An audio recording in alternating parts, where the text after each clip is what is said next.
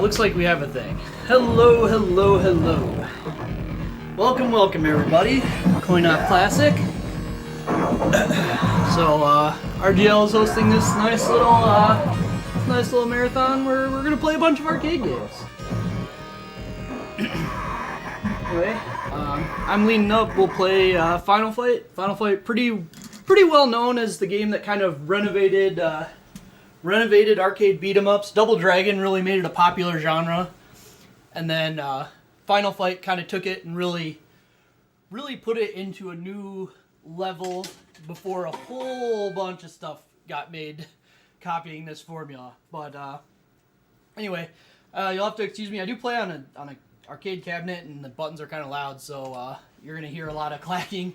But anyway, I'm gonna be playing Cody. Hager's pretty good. Guy is basically Cody but worse, but Cody's kind of who I've learned the game with. Kind of represents what the game is to me. So, this game has some pretty notorious difficulty issues, and even on most of the ports where they change the lives, people think it's really hard. But the arcade original gives you one extra life to start with. And I'll earn one extra extra life at, I don't know, 100 or 200,000, I don't remember which. And then I won't get any more, so we don't have a lot to work with. But, okay.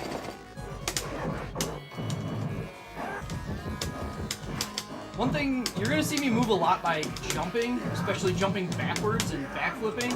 It just happens to be faster to move, which lets you navigate. The controls in this game are pretty simple. Just got a punch and a kick, or a punch and a jump, not a punch and a kick. And you can do a special attack by hitting both the buttons at the same time. Uses a little bit of help to use that, but it's a good escape move. So here's our first boss. Got damned. So this is something you're also going to see quite a bit of. This is a rather infamous technique that Final Fight has, which people call it like the shifting infinite or stuff like that. But you hit the attack button 4 times in a row as Cody. You do 2 punches followed by a gut punch followed by an uppercut.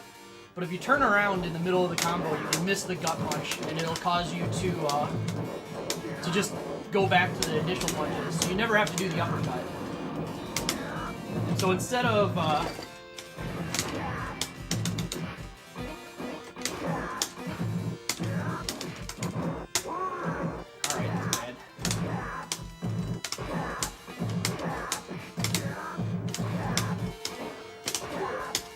this fight's really awkward just because having blocking enemies with Roxy and Poison is strange. Okay, hopefully we'll get the health. It's not a great health. So the health items in this game, some of them are set, but there's also some random ones.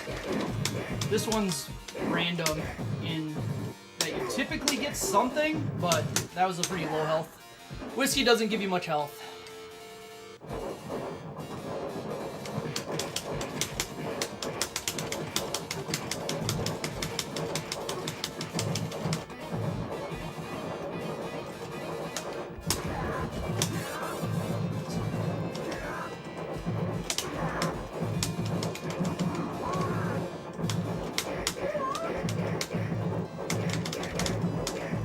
So Cody has a special ability that the other 2 characters don't have, which is that he can actually hold a knife and stab with it instead of just throwing it.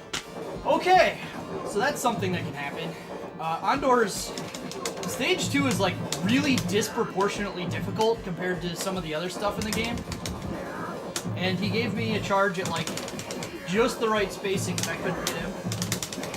But that should be the last place. That's the last kind of dangerous place for a while. So definitely not how we like starting this game, but unfortunately it's also had my number like all week.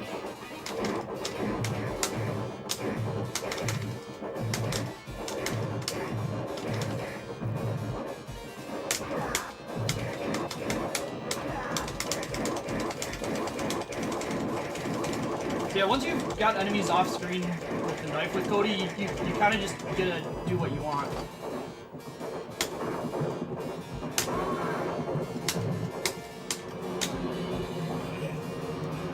It's also a sword and a pipe, but you don't really want to use those too much. The sword's not great. The sword's okay, and the pipe is just literally the sword, but does less damage. A lot of people think that like Guy and Hager have special things with the other weapons, but they don't. Cody's the only one with any special ability on a weapon.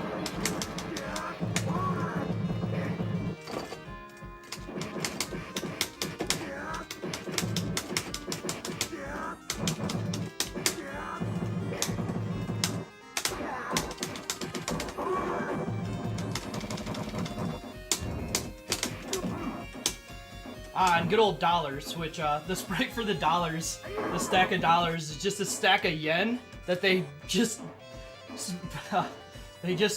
drew a red dollar sign over it. So anyway, here's our second boss, Saddam. Saddam has a unique trait that he takes very, very little damage from punches, so we want to throw him. He does a lot of charges and stuff that are kind of obnoxious, but by doing this pattern of throwing him up against the ropes, we can kind of prevent him from doing much.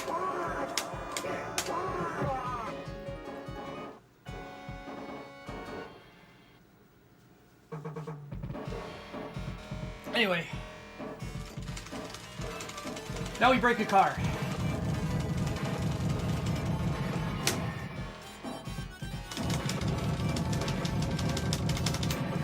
This guy had his turn filling up gas and he won't leave, so we're showing him who's boss.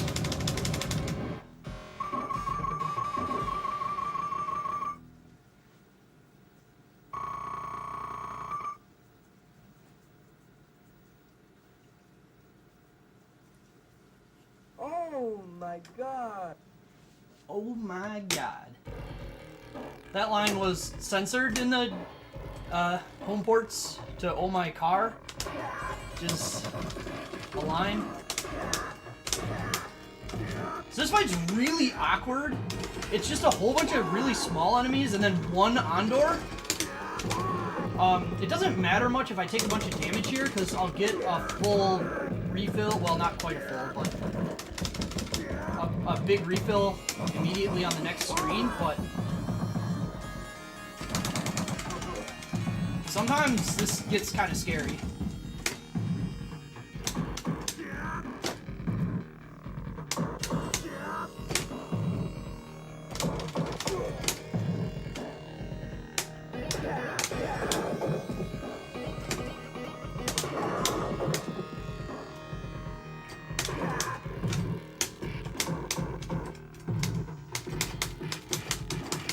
So yeah, stacking enemies up like this is just kind of like the most efficient way to do things most of the time. Make sure you have control over what's going on.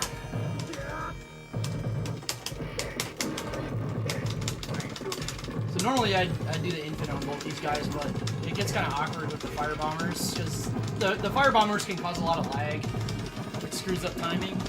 So we're just gonna mash on them.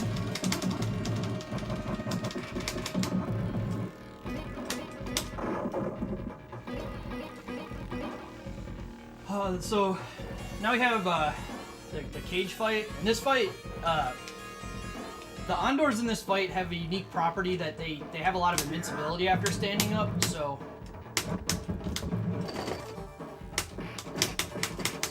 we really want to do this to them.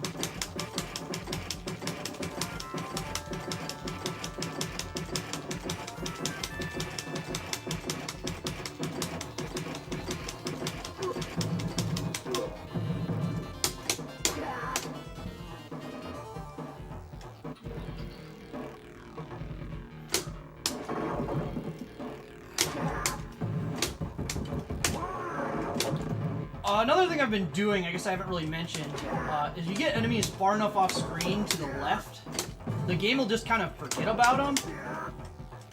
So a lot of the more dangerous enemies, it's easier to get rid of that way than to actually like fight them.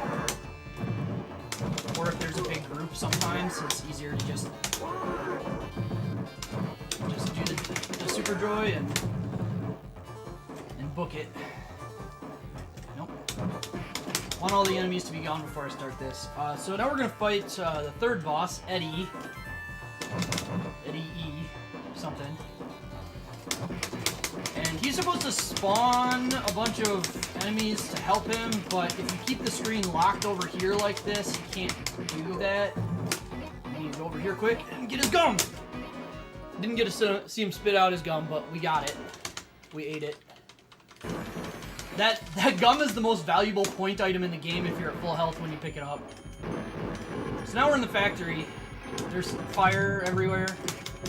It's, OSHA approved. Very fine, very appropriate. There's a small gap between the fire that you can just walk between like I'm doing. That's why I'm not getting hit here. And coincidentally, your character starts on exactly the pixel you need to be in order to do that. So if you just start this area, never move up or down.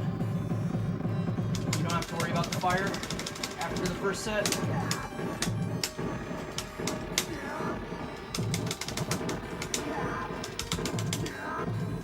And this is another fight that's like kind of dangerous, but it doesn't really matter because you get 2 full health pickups after this fight.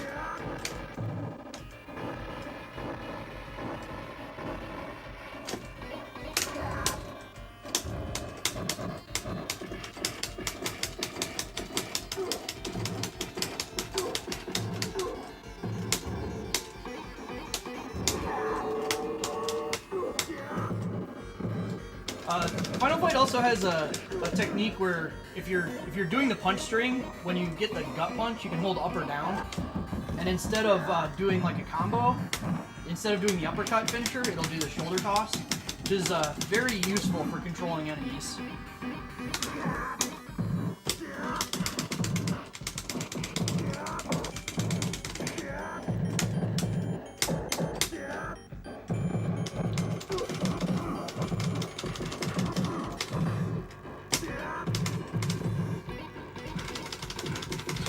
On him, but it didn't happen.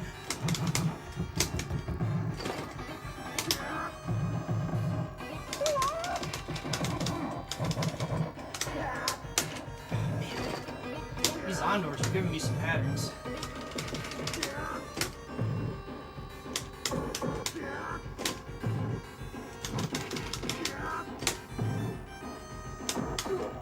Hopefully it'll be okay here. This fight isn't too bad as long as they don't do weird stuff.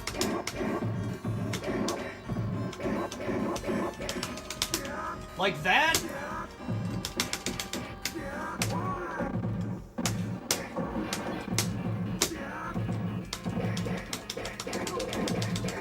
Okay, well that kind of sucks.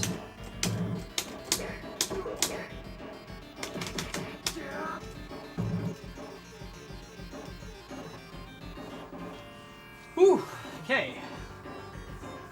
So wouldn't be a beat 'em up if we didn't have the elevator.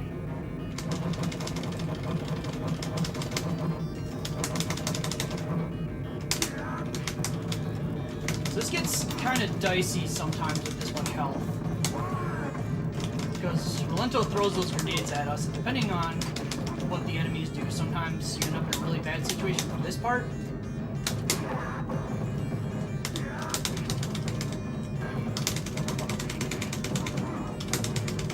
And I have to be extra cautious here because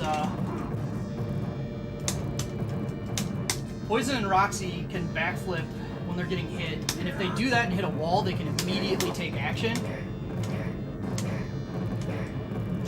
But everything went fine. So here's Rolento. He is not going to get to move.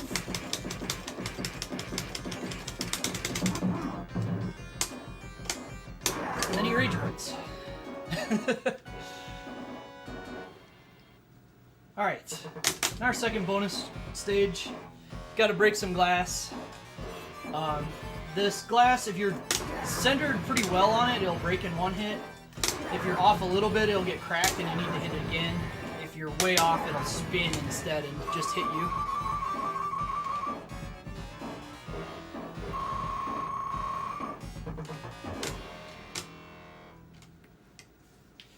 Alright, Bay Area is a very exciting stage. This is probably the music people know out of this game the most, and this stage is definitely one that starts cranking up some of the difficulty. So once again, we're gonna just despawn a bunch of those guys instead of fighting them, because it's just more convenient. We want to get rid of all of them before the scripted fight. We're gonna have a bunch of fat guys charge us one at a time.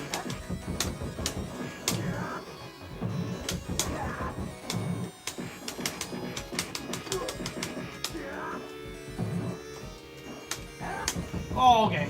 I screwed up.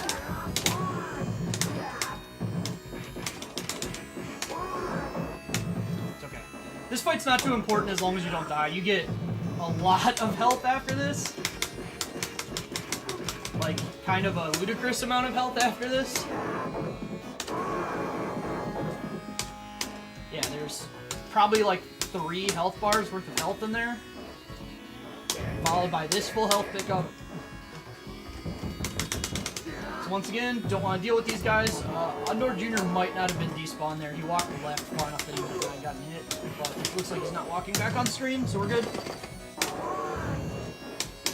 One thing, a lot of people don't know you actually can shake the stick and mash to jump faster in this game.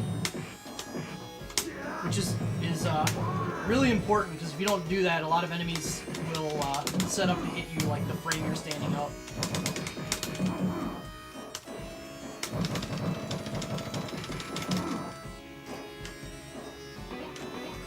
Alright, this fight I don't like, so we're gonna hopefully get out of here. Oh!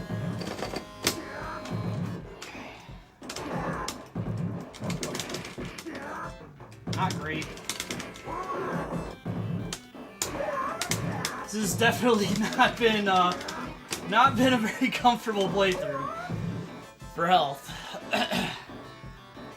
But now I've got the sexy bathroom, which has its own theme song. That's how sexy it is.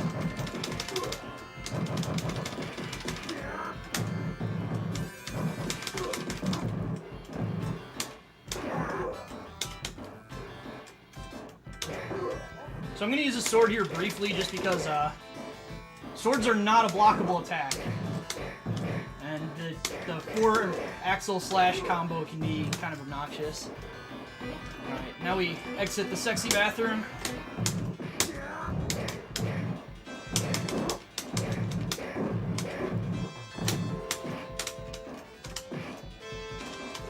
Now we create all the lag. So this game has some major decision-making about what sprites it draws. Like, you can see a Molotov just kind of... That one guy with the Molotov just kind of invisibly running along. You can see the actual weapon flashing. It prioritizes drawing stuff in the bottom left. And entertainingly, that means if you get in the top right and move like that, it just won't draw your character. So anyway, now we have the knife fight, which is, Cody is pretty good at the knife fight, but it's pretty easy for this fight to go wrong.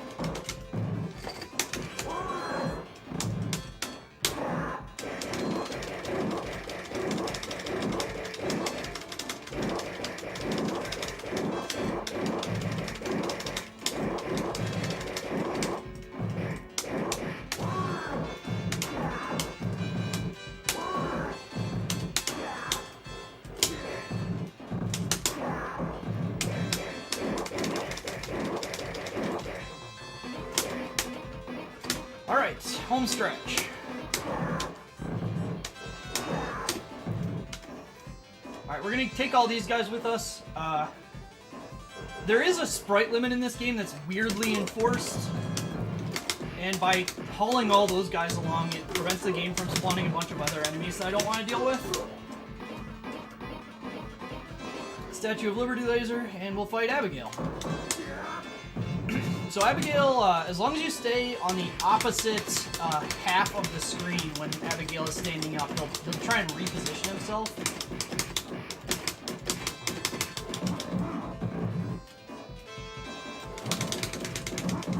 Otherwise, he'll walk towards you while invincible, like that. He was invincible for a lot of that. I know it doesn't show when he doesn't do anything. Yup, and then this happens.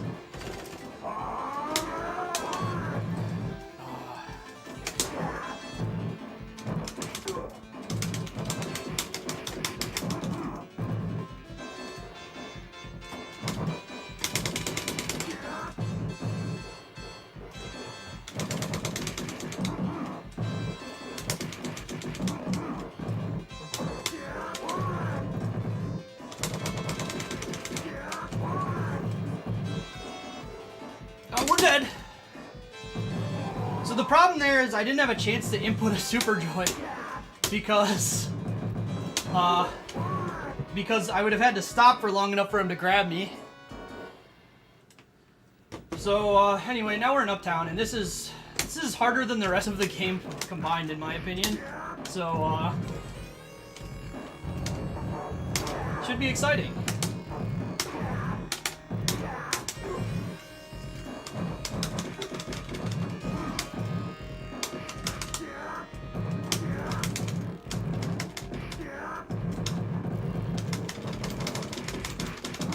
Just a long stage with a lot of fights that have a lot of enemies in them.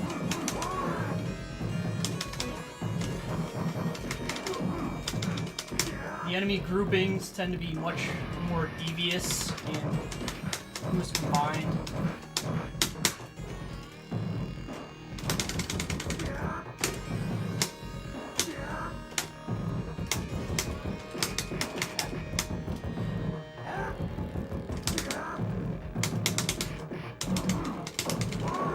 Well, this credit is over. There's no possible way I'm making it to the next food with this health.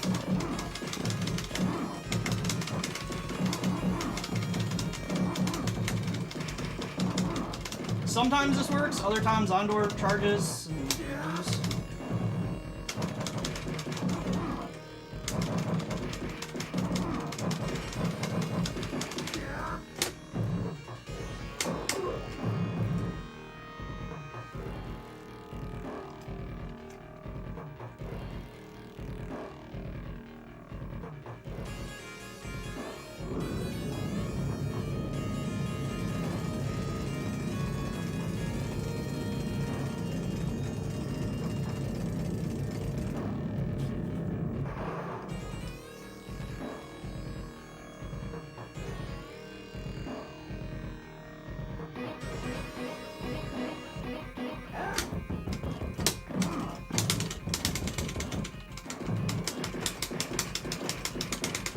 Maybe there's a small chance if we do it in a safer way. Usually I try and despawn these guys, but we'll just kill them. We'll try some stuff.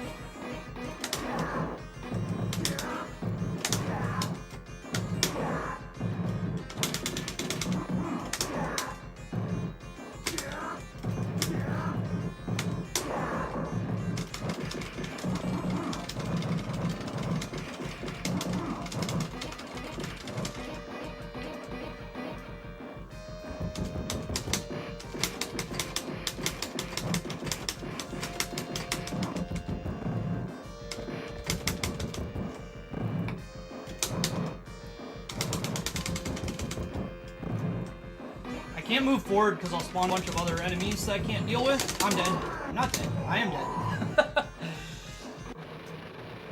Well, the good news is we get to see the continue screen, which is kind of infamous in just being kind of ridiculous. Uh-oh.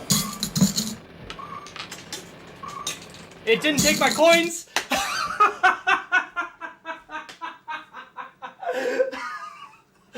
Oh, my coin shoot missed the coin 2 times in a row. Oh boy. Can't count on that. Oh, yep. That's one of the joys of using hardware is sometimes that's the real arcade experience right there. That's something you don't get in a normal thing. Sometimes you put a coin in and the coin chute misses it. It dumps it out the return and you don't get it. Oh boy. Well, I'm kind of in an awkward spot here. I guess. What do you want me to do, Ant? You want me to just move on? Do you want me? I can throw in something else and fill up the time. I don't think I'd be able to make estimate even trying to do suicide strats at this point. Yeah, I've got 15.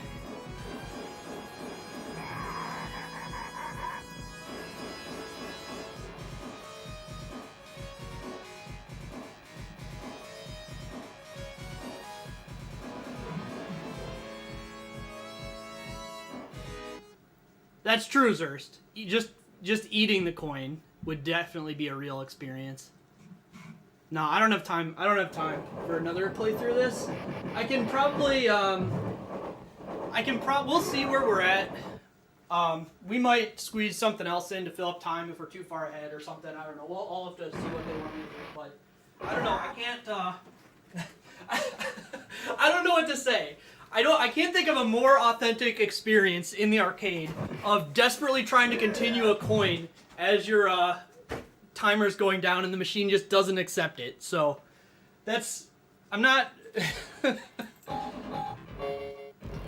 I don't know. All right. Well, anyway, we'll move on.